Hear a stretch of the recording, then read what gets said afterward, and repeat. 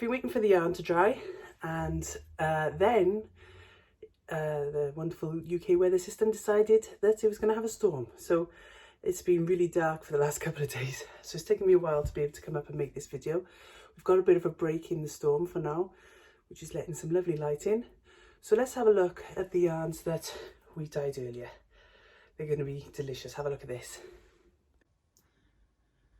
So we'll start off with the bluey green colours. Here we go. Look at this. How vibrant is that? Let's see. That is so gorgeous with the lights bouncing off it. It looks so radiant that I just want to dive in. It's really, really beautiful. So as you can see, because we dyed it in layers, we've got different shades coming through of greens and blues, turquoise. It's really, really lovely. I love this type of dyeing. This is going to give a lovely dappled effect when it's knit into a garment. Just let you bask in the beauty for a moment. Let's see if we can get the colour to look even more intense.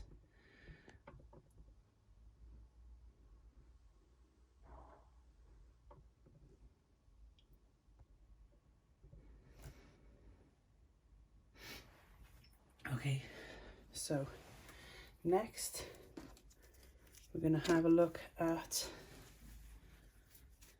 the layer dye of the one colour, which was repeated. Look at this beautiful blood red. Oops, there we go. And again, because of the layering, we've got some lighter and some darker. And this is going to be an absolute pleasure to knit with.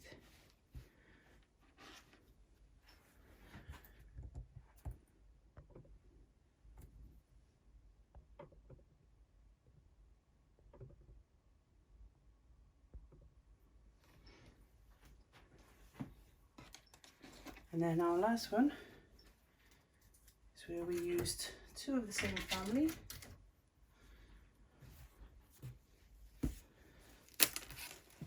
To give a more muted, but again a rich, oh, there we go, a rich colour. So we've got the brighter reds here, the darker going to almost a burgundy there, a maroon, and then the lighter maroon, this lovely burnt maroon colour. Oh, it's not actually burnt. So as you can see, it's good coverage. We've got no white, no undyed yarn.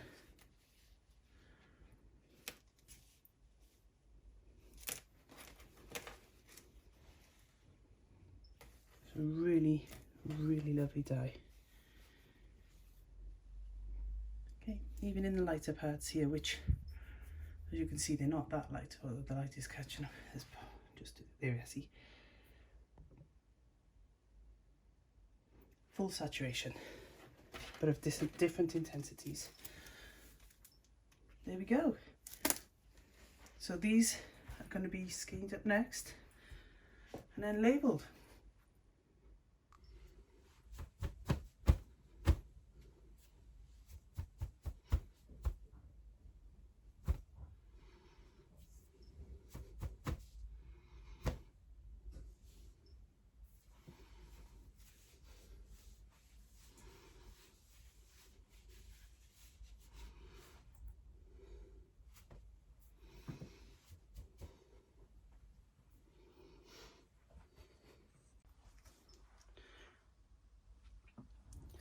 Once we've reskeined them, we add the labels. Nice bit of sticky back tape on there.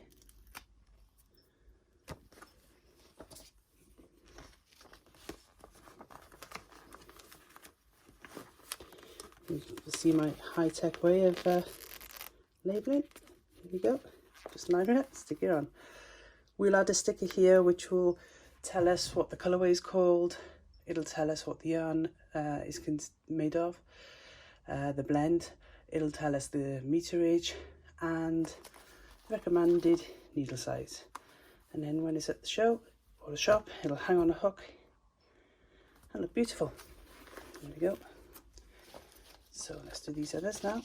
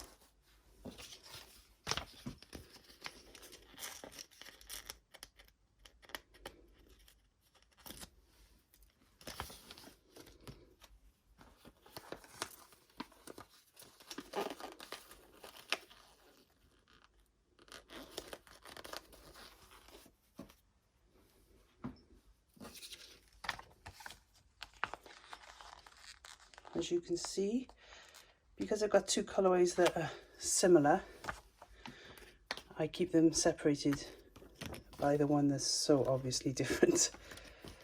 It's just so that I don't make any mistakes. Obviously if I look at them I can see the difference, but you know, sometimes you get distracted.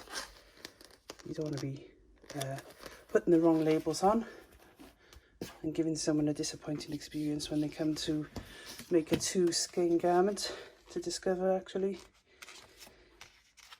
the skeins are not matching, not because they're hand dyed, but because one's got different dyes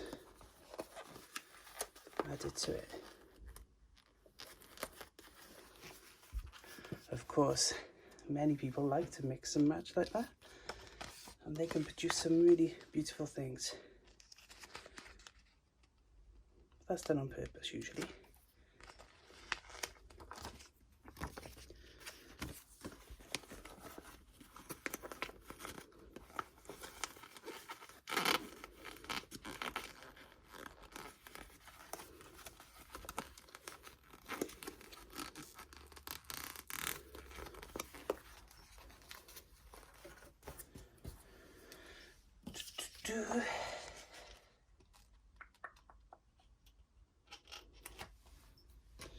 Nearly there.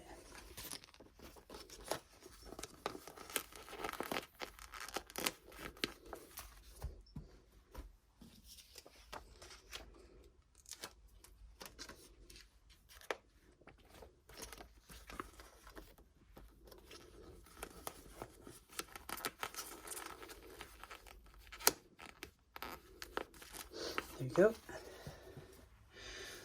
So as you can see, I've only got 3 of these because I like that colour so much. I'm going to make something as a sample shawl probably. I'll probably do my heritage shawl. But depending on how I feel when I come to actually casting on, I may come back and get another skein and do my ammonite shawl, because the ammonite and seafoam pattern is a really gorgeous pattern. But I've only ever really seen it in blues and greens and browns and greys. I have not seen it made with these lovely cerise and maroon colours. So I shall mull that one over. Now, because the show's not for a little while yet, and I won't be putting the extra labels on, I do all that right at the end. I put the same batches together so that I don't make any mistakes when it comes to labelling later on.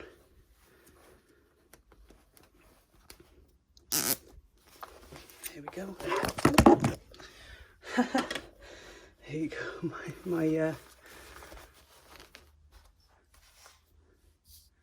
acrobatic camera there just disappeared for a moment. Right then, over here we had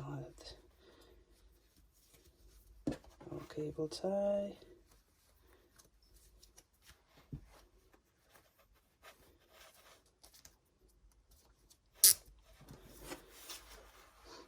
And these are the nice easy release cable ties, because on the days when my joints don't work, I don't want to be fiddling about with that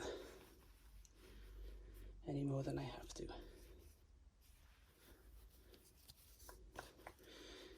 There we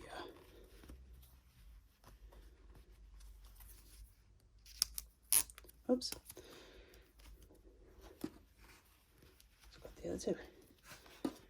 In my eagerness to finish off this little segment. There we go. So there we are. That's my first Wonderwool batch. Tiny but beautiful. And you can see this if you come and visit myself and Ammonite Yarns. So that's Ammonite Yarns and Woolly Wumpkins on stall U11 at Wonderwool at the last weekend of April. And we'll be there for both days, so come and say hello and have a look and have a squish, because it's definitely worth a squish. Right then, I will add some photographs of this when we come to photographing them later, and see you at Wonderwool. Bye.